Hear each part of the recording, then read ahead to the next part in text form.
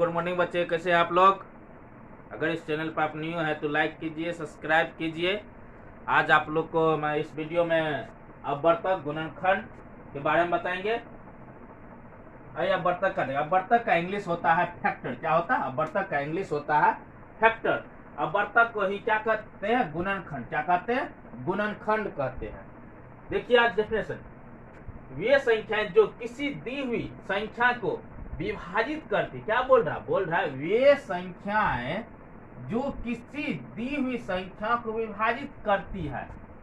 क्या मतलब कि कोई भी संख्या दी हुई है, उस संख्या को जिस संख्या से विभाजित करती है वे सभी संख्याएं क्या कहलाता है? अपवर्तक कहलाता है। क्या कहलाता है? अपवर्तक। मान चलिए यहाँ पे देखिए 4 है, 4 को तो 4 देखिए 1 से डिवाइड होगा, 2 से होगा, 4 से, इतना से। 6 में देखिए 1 से भाग लगेगा, 2 से भाग लगेगा, 3 से भाग लगेगा, 6 से भाग लगेगा। तो ये सारे जितने भी संख्या, ये सब संख्या क्या है? अपवर्तक। क्या है? ये सब संख्या क्या है?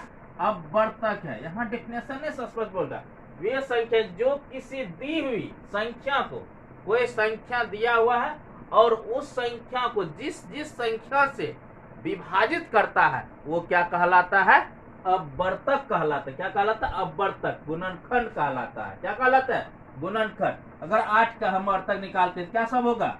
1 से भाग लगेगा, 2 से भाग लगेगा, 4 से भाग लगेगा, 8 से भाग लगा। तो ये सारा क्या है? 8 का अपवर्तक है, गुणनखंड। क्या है? 8 का गुणनखंड। ये सारा संख्या क्या है? 8 का गुणनखंड। क्या है? 8 का ये गुणनखंड है। अब देखिए यहाँ पे नीचे में पॉइंट बोल रहा है, यहाँ पे देखिए बोला +-1 तथा +-n किसी पूर्णांक का n अपवर्तक होता है। क्या होता है? अपवर्तक होता है। कहने का मतलब यहाँ देखिए कोई भी संख्या, यहाँ क्या प्लस माइनस तथा +-n किसी पूर्णांक मतलब इससे पहले ही बताए पूर्णांक, जब भी पूर्णांक की बात होगी तो क्या होगा? निगेटिव से लेकर पॉजिटिव पर उसमें भी 0 शामिल होनी चाहिए। जैसे -5, -4, -3, -2, -1, 0, 1, 2, 3, 4 ... तो ये क्या है? तो मतलब ये पूर्णांक। क्या है? ये पूर्णांक है। क्या है? ये पूर्णांक। तो वही यहाँ पे बोल रहा +-1 तथा +-n किसी पूर्णांक n का अपवर्तक होता है। कहने मतलब यहाँ देखिए, मान के चलिए यहाँ पर हम n बराबर हम लेते हैं 9 लेते हैं, तो n का अपवर्तक निकालते। क्या कहने का मतलब ये +-1 क्या होगा? किसी भी पूर्णांक का +- तो अपवर्तक होवे करेगा, साथ में उसका क्या होगा? 9 भी क्या होगा? काहे कि यहाँ +- क्या बोल रहा है? n भी बोल रहा है। n के बराबर हम क्या लिए हैं? 9 लिए, तो +- क्या होगा? 9 भी क्या होगा? इसका अपवर्तक होगा। इसके अलावा भी होगा, मगर इस कंडीशन के अनुसार बोल रहा है +-1 और +-n किसी पूर्णांक का n अपवर्तक होता है। तो यहाँ n के बराबर हम क्या लिए? 9 लिए, तो 9 क्या? उसका अपवर्तक क्या होगा? +-9 होगा। अब फिर बोल रहा है क्या? सभी पूर्णांक शून्य के अपवर्तक होते। क्या होते? सभी पूर्णांक शून्य के अपवर्तक होते हैं। अब कहने का मतलब है जितने भी सभी पूर्णांक, जितने भी संख्या है, सभी संख्या पूर्णांक क्या? माइनस से लेकर प्लस तक और 0 भी शामिल, ये सारा क्या? पूर्णांक कहलाता है। ये जितने भी संख्या सभी क्या होंगे? शून्य का क्या होगा? अपवर्तक होगा। काहे कि डेफिनेशन से हमको बता रहे ये सभी संख्या जिसमें जिस संख्या में किसी भी संख्या से भाग देते वो क्या होगा? वो अपवर्तक होगा। बोला वे संख्या जो किसी दी हुई, तो मतलब कोई संख्या दिया उसमें जिस संख्या से भाग देंगे वो सारा क्या होगा? अपवर्तक होगा। तो वही यहाँ पे देखिए, तो ये 0 में हम +-1 से भाग दे सकते, लगेगा +-2 से लगेगा, +-3 से लगेगा, +-4 से लगेगा, +-5 से लगेगा, ये कहाँ तक जाते रहेगा। तो ये क्या? ये सारे चीज में भाग लग रहा, भाग ले, तो ये क्या होगा? ये अपवर्तक। क्या होगा? ये शून्य का क्या होगा? गुणनखंड। क्या होगा? शून्य का गुणनखंड होगा। इसके आप कहिएगा 0, जीरो शून्य का गुणनखंड है, हाँ इसके लिए है, काहे कि जीरो में हम जीरो से भाग देख से मात्र एक जीरो ही एक संख्या, अब इसका कहीं ऐसे में अनडिफाइंड होगा। तो इसका देखिए अब हम कोई जीरो लेते हैं, इसका अपवर्तक दूसरे नियम से भी निकाला जाता है। जैसे यहाँ देखिए अगर 5 का अपवर्तक निकालते हैं, यानी तो दूसरा संख्या लीजिए 8 लेते हैं, 8 का अपवर्तक कैसे डालते हैं, 2 दूनी 4 दूनी 8, ये 2 क्या है, 2 इस 8 का ये 2 जो है अपवर्तक क्या है, ये 2 जो है 8 का क्या है अपवर्तक, क्या है 2 जो है ये 8 का अपवर्तक है। अगर 6 लेते हैं, 6 का अपवर्तक निकालते हैं 2 इंटू 3, तो ये 3 क्या है, ये 2 क्या है, इस 6 का क्या है अपवर्तक, क्या है इस 6 का क्या है 2 अपवर्तक है, 2 क्या है इस 6 का क्या है अपवर्तक है। तो उसी कंडीशन के अनुसार अगर यहाँ पे हम 0 बराबर इसका 0 इंटू अगर 3 लेते हैं, तो ये 0 क्या है इसका अपवर्तक, क्या है 0 क्या है इसका अपवर्तक है, 0 क्या है इसका अपवर्तक है। अब फिर इसके आगे क्या बोल रहा है, इसके आगे फिर बोल रहा है लेकिन शून्य किसी भी शून्येतर पूर्णांक का अपवर्तक नहीं होता, क्या होता है, लेकिन शून्य किसी भी शून्योत्तर पूर्णांक का अपवर्तक नहीं होता। अब शून्योत्तर का मतलब क्या होता है, शून्योत्तर का इंग्लिश होता है नन जीरो, क्या होता है नन जीरो, क्या होता है इसका इंग्लिश नन जीरो, क्या होता है नन जीरो, जीरो होता है इसका इंग्लिश होता है मतलब कि जीरो नहीं, मतलब जीरो नहीं। तो वही बोल रहा है लेकिन शून्य किसी भी शून्योत्तर पूर्णांक का अपवर्तक मतलब शून्य केवल शून्य का ही अपवर्तक हो सकता है, बाकी संख्या के साथ उसका अपवर्तक नहीं हो सकता। अब देखिए अब अगर देखते हैं अगर हम 10 का लेते 10 का क्या इसमें अगर शून्य से भाग लेगा, शून्य से अगर 10 में भाग देंगे तो क्या होगा, शून्य से भाग देने की क्या होगा अनडिफाइंड हो जाए, क्या होगा अनडिफाइंड। इससे पिछले वीडियो में हम इस पे चर्चा किए थे विश्लेषण से, क्या होगा ये अनडिफाइंड हो जाएगा। कहीं कोई भी मोबाइल देखिए, कोई किसी भी मोबाइल से तो सभी के पास मोबाइल रहता है, कैलकुलेटर में अगर किसी भी संख्या में 0 से भाग दीजिएगा तो वहां तो अनडिफाइंड या अनकाउंटेबल और कुछ मतलब कि वो लिखाएगा, तो वो क्या मतलब अनडिफाइंड हो, इसीलिए इसका क्या कहेंगे मतलब कि ये नहीं होगा, क्या होगा इसका ये नहीं होगा। तो होगा क्या इसका होगा प्लस माइनस 1 होगा इसका अपवर्तक, प्लस माइनस 2 होगा, प्लस माइनस 5 होगा, उसके बाद प्लस माइनस 10, किसका इस 10 का जो अपवर्तक होगा प्लस माइनस 1 होगा, प्लस माइनस 2 होगा, प्लस माइनस 5, प्लस माइनस 10 होगा। ये सारा क्या ये 10 का अपवर्तक मगर ये 0 नहीं होगा, क्या होगा 0 नहीं हुआ, वो किसी भी पूर्णांक के लिए शून्य जो है उसका अपवर्तक नहीं हुआ। तो क्या केवल क्या होता है वो शून्य एक संख्या केवल है, शून्य का ही अपवर्तक हो सकता, दूसरा का नहीं हो सकता। क्लियर। अब आते हैं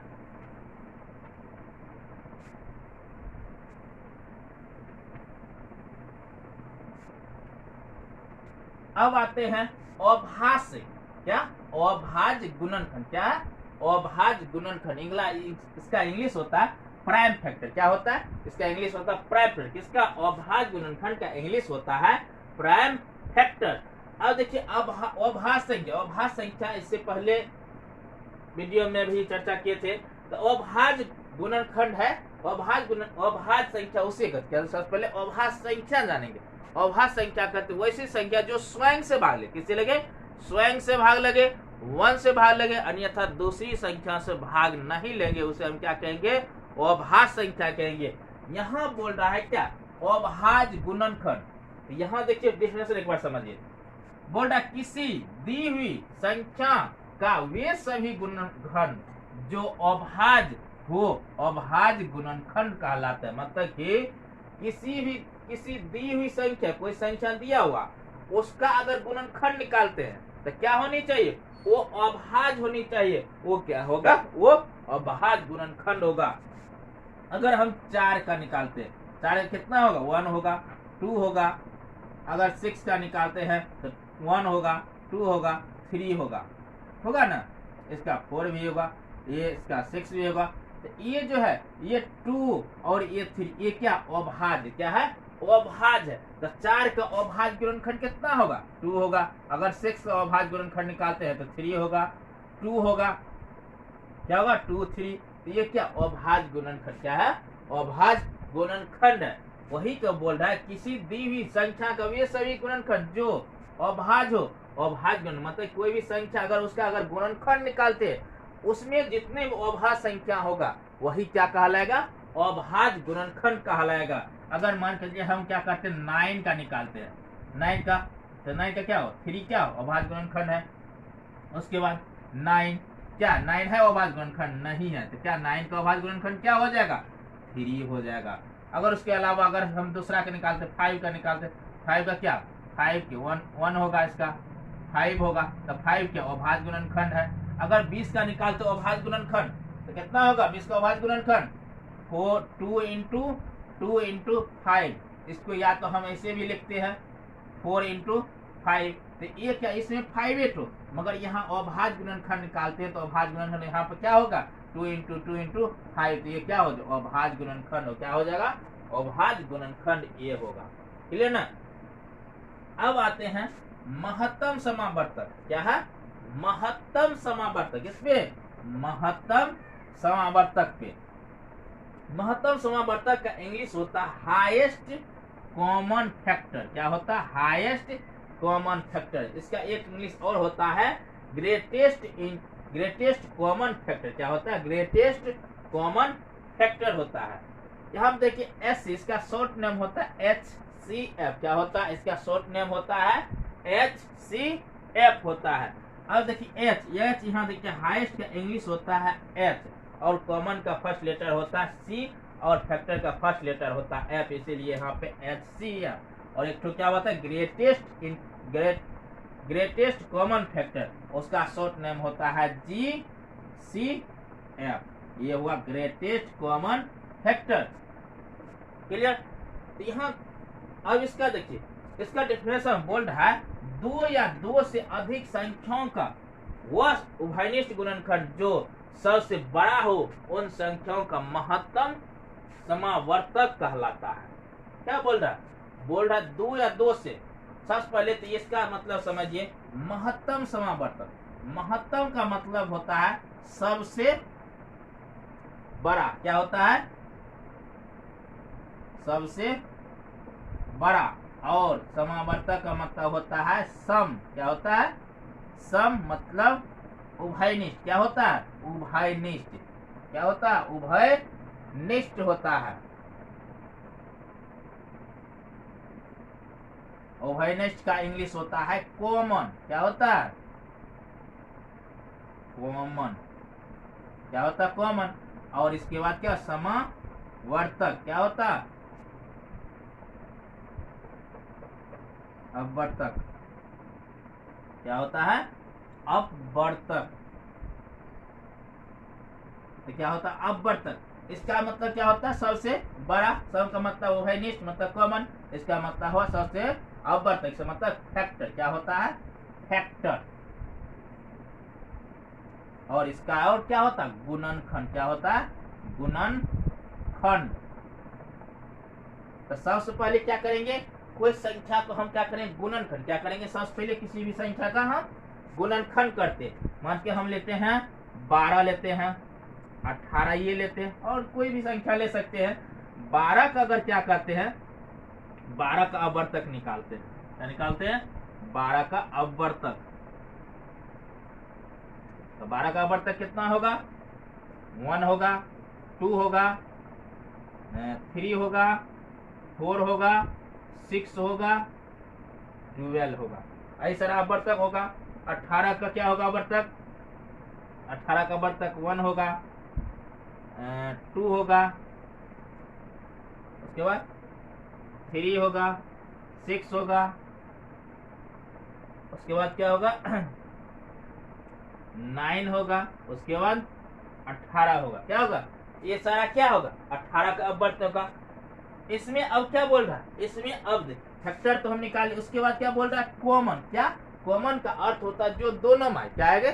दोनों में आएगा। क्या होगा? दोनों में जो आएगा वो क्या होगा? कॉमन होगा। इसमें देखिए कॉमन क्या? उभयनिष्ठ।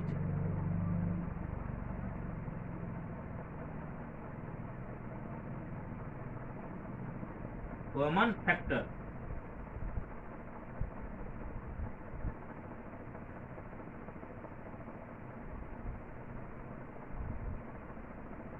कॉमन फैक्टर कितना होगा? इसमें देखिए 2 कॉमन आ रहा है, 3 भी कॉमन आ रहा है, 6 भी कॉमन आ रहा है, उसके अलावा दूसरा नहीं आ रहा। क्या होगा? 1 भी कॉमन आ रहा है, तो 1 2 3 6 ये सारा है कॉमन फैक्टर किसका? 12 और 18 क्या है? 1 2 3 6 ये क्या है? Common factor. कौन फैक्टर है? ये कॉमन फैक्टर है। अब देखिए डिफिनेशन और क्या बोल रहा है? 2 या 2 से अधिक संख्याओं का वह उभयनिष्ठ गुणनखंड। क्या बोल रहा है? 2 या 2 से अधिक संख्याएं। तो 2 संख्या हम लिए, 2 संख्या का हम क्या किए?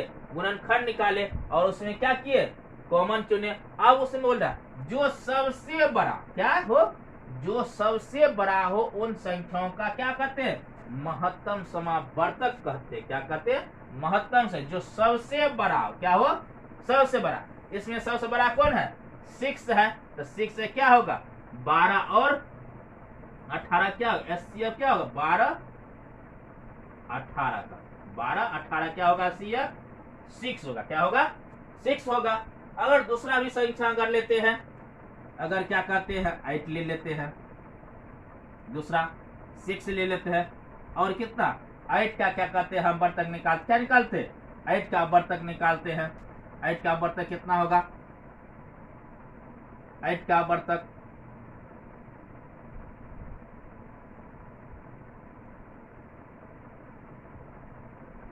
8 का वर्तक हो जाएगा 1 हो जाएगा, 2 हो जाएगा, 4 हो जाएगा, 8 हो जाएगा। फिर क्या कर 6 का वर्तक निकालते हैं। 6 का वर्तक हो जाएगा 1 हो जाएगा, 2 हो जाएगा, 3 हो जाएगा, 6 हो जाएगा। अब इसका उभयनिष्ठ गुणनखंड, उभयनिष्ठ गुणनखंड या उभयनिष्ठ अपवर्तक क्या निकालेंगे? उभयनिष्ठ उभयनिष्ठ अपवर्तक। तो उभयनिष्ठ अपवर्तक इसका क्या होगा? 1 हो जाएगा, काहे कि 1 दोनों में आ रहा है। उसके बाद 2 भी दोनों में आ रहा है, 2 हो जाएगा। 3 नहीं आ रहा है, 4 भी नहीं आ रहा है, 8 भी नहीं, 6 भी नहीं आ रहा है। इसका क्या होगा? 8 और 6 का उभयनिष्ठ अपवर्तक क्या होगा? 1 और 2 होगा। अब इसका क्या करें? 6 और 8 और 6 का एचसीएफ निकाल। क्या निकालते हैं? एचसीएफ निकाल। क्या निकालेंगे? एचसीएफ निकालेंगे। क्या निकालेंगे? एचसीएफ निकालेंगे। तो क्या हो जाएगा इसका?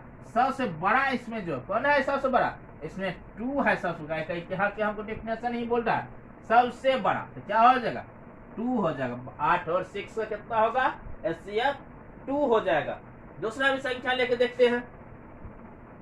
अगर हम क्या करते हैं 10 और हम 20 लेते हैं, इसका 10 का वर्तक कितना होगा? 1 होगा, 2 होगा, 5 होगा, 10 होगा। अगर 20 का लेते हैं 1 होगा, 2 होगा, और उसके बाद क्या होगा? 4 होगा, 5 होगा, उसके बाद 10 होगा, उसके बाद 20 होगा। होगा ना? ये सारा क्या उसका? अब इसमें क्या उभयनिष्ठ अपवर्तक क्या है? उभयनिष्ठ